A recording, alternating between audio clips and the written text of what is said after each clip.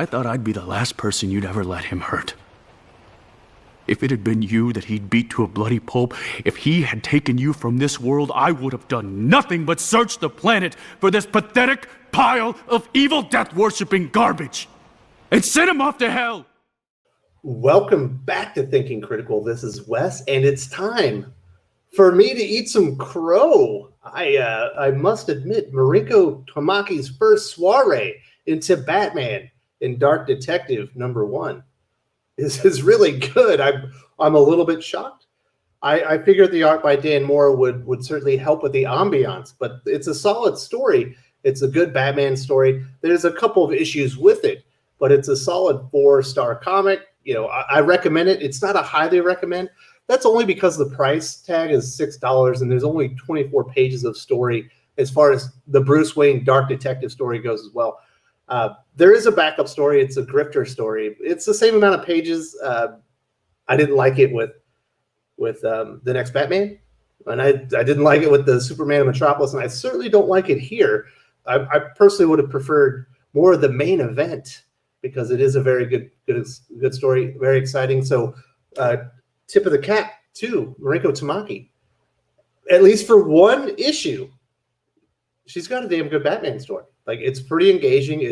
It's exciting, and I don't know. It's everything you kind of want in a Batman story. And I think they got some things right in this particular issue in Future State that I think they didn't get right in the next Batman. Obviously, I'll be getting that here in a second.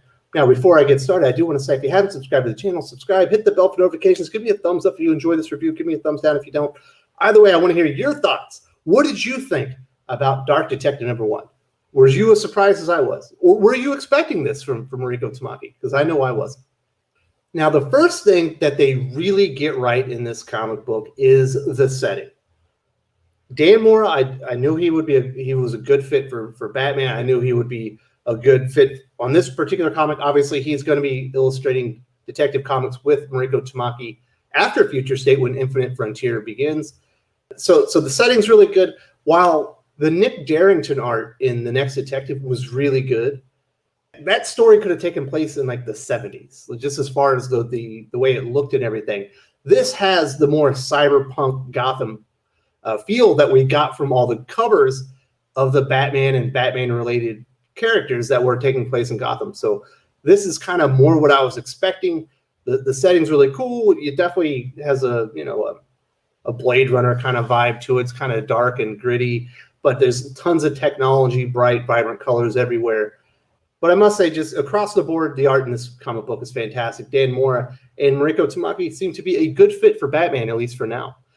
One of the big components of this story is that Bruce Wayne is believed to be dead. Obviously, we know that he isn't because he is the star of Dark Detective.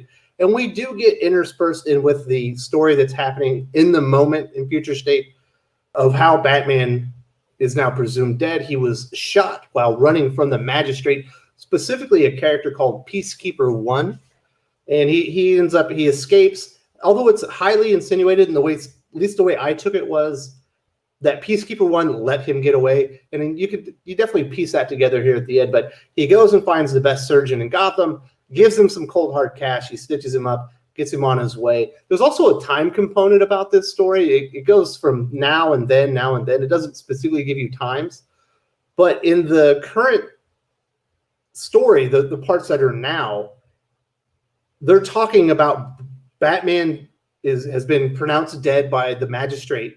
And they're also talking about a couple of days later, Bruce Wayne is presumed dead, and he's at a restaurant, and this young lady that's next to him said, big deaths always happen in 3. First it was Batman, then Bruce Wayne. Who's going to be the next person that's announced dead? So it's indicated or heavily insinuated this Bruce Wayne Batman death that shook Gotham happened within days, probably a week of the events that are actually happening in real time, or at least that's the way I took it. We do get to meet Peacekeeper 1, and he does like a news conference where he's announcing to Gotham that it's been confirmed that Batman is dead. And there's a lot of questions, obviously, from the newspaper. They're like, was it the Joker? Was it this? Was it that? How do you know he's dead? They never present like a body. If this is truly what do they call him? Vigilante number one, like the most wanted man in Gotham. Would people really believe that he was dead without a body, or some photos of the body, like showing the person passed away? I certainly don't believe that. So that part didn't make very much sense to me. But we do get to meet Peacekeeper 1. We know this was supposed to be an important character. And I believe he was either just introduced in Detective Comics, or he's going to be in Detective Comics with the Mayor Nakano elections that are all coming up, that are going to be happening in Infinite Frontier. So this is a character that we will get to know a lot better in the future. And I will say that the character design is very good. He looks quite menacing. Another thing that's done well pretty much throughout this comic book, there's a lot of symbolism as Bruce Wayne is traversing the streets of Gotham. He cannot escape the ever-present eye of like the Magistrate. There's always, like, you got this giant eyeball looking at him when he's walking around. There's little drones that are flying around, and also his face, the Bruce Wayne face, is always up there as Gotham mourns, their favorite son, Bruce Wayne. I thought that was pretty good. It's not in every single panel, but you definitely see it throughout. I think that was done very well by Dan Moore and Mariko Tamaki. They certainly worked really well together. Like I said, a lot of symbolism, a lot of 1984 vibe to it, like the Magistrate is always watching you, Big Brother's always watching you kind of thing. That is ever present in here. Makes sense why the next Batman, Jace Fox, is wearing a full face mask, so nobody would be able to identify him. That's also one of the things, like, how does Bruce Wayne think he's going to get around Gotham? He's like the most famous citizen in the entire city. Yes, he grew some stuff. Yes, he did grow some stuff. I don't think that's probably going to be a good enough disguise. But he is Bruce Wayne, and he can't help himself. So he's walking through the alleys, trying to be incognito, and he sees this man. He's getting jumped by some thugs. He intervenes, and we get just this amazing. It's 5 or 6 pages, but it's just an excellent action sequence. We see the drones identify him. They're giving him the stop all movement, by order of the Magistrate. Bruce Wayne, takes off running.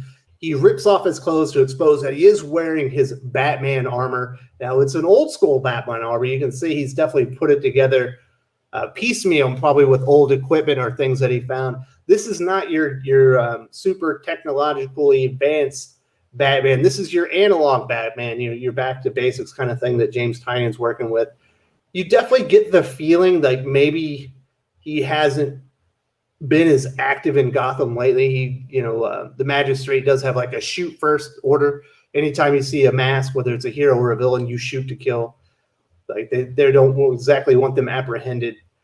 So when he shoots his old school grappling gun, he hits the target, but when he swings, he like hits the wall, immediately falls down. He's in bad shape. He gets shot along the way once again, I believe, in the calf. And once again, you see some of the Peacekeepers coming up behind him. There on the right panel, you can see Peacekeeper 1, once again, always vigilant, ever present, watching as Bruce Wayne is falling and not having a good go of it. And then the last panel, or one of the last panels, we get the Peacekeeper 1 guy. He's like in a control room, and he's watching the whole thing. And you definitely get the feeling that him being Bruce Wayne, he's being played a fool. He's a patsy in this. Peacekeeper 1 is the one that's pulling all the strings. Although Bruce Wayne does say at the end, the Magistrate built the Peacekeepers and all their technology on the foundation of Batman, and I know how to take them down. I don't see how they're going to finish this story in 24 or 48 pages. I think there's 2 more issues left. In 48 more pages, like with all the stuff that they've started here. That's like kind of one of the disappointing things about Future State is the stuff that you do like, it's going to be short-lived, and they're not going to be able to explore or finish basically what they're trying to tell. And if they do, it's going to be not as memorable or enjoyable as it probably should have been. But Bruce Wayne is definitely a mouse being run through a maze here by Peacekeeper 1, and we shall see what his end goal is. Like I said, exciting issue. Really enjoyed it. If this was the comic book and it was 24 pages for $4, this would be like, 4.5 star. Highly recommend. But because there's this backup story, and there's nothing wrong with this backup story, I believe this is the first work of Matthew Rosenberg at DC Comics. I don't know why they're bringing him over. He's a terrible fit for DC, in my personal opinion. I don't think he'll do very well. But this isn't terrible. It's, you know, if you like Drifter, you'll probably enjoy it. The art certainly is nothing. The art certainly doesn't hold up to what Dan Mora did on Dark Detective, but like this is 24 pages. Why am I getting 24 pages of this when I wanted 32 pages of the other story? That's kind of the letdown. That's like the thing that I'm coming away with on a lot of these future state stories when it comes to the backup stories. They're too long. They're taking up way too much real estate in the comic book. Because no one bought Dark Detective for the Drifter story. Well, somebody probably did. That's probably somebody's favorite character. But a vast majority of people that bought Dark Detective was for the Bruce Wayne story, not for this. And they're the same page counts. I think that was a mistake. But that does it, folks. I am eating crow today. Mariko Tamaki's Dark Detective. Issue number 1. Really good. The price is wrong, but that is not her fault. They threw an extra 24 pages of story that most people probably aren't going to want in this comic book. It's very solid. Dan Mora fits to Batman, like a glove. I wouldn't say he was born to illustrate the character, but this character in this setting is absolutely in his wheelhouse. I have very high hopes on him being the full-time artist on Detective Comics. And I'm coming around. Is Mariko Tamaki the writer for Detective Comics? Was she the best choice? If this is the kind of Batman that we're getting, these are the kind of stories that we're going to get in Detective Comics, absolutely, I will be a customer because this is exciting stuff. This is a good Batman story. Maybe there is going to be a regular Batman series for me moving forward in Infinite Frontier because this was really good. I recommend it. It would be highly recommended if it wasn't for the price. But thank you very much for joining me today. Let me know your thoughts on Mariko Tamaki's debut on Batman's Dark Detective #1 in Future State. I would say it's almost a home run. This isn't the greatest comic ever, but she certainly exceeded any expectation I had. If you enjoyed this video, please give it a like. I would appreciate it very much. It helps us attract more views for the channel. Subscribe for future commentary, comic book news, and reviews. And don't forget to ring the bell for notifications. If you want to talk comics, movies, and much, much more, you can follow me on Twitter at Wes_from_TC. With that, Salamat Po, and I'm out.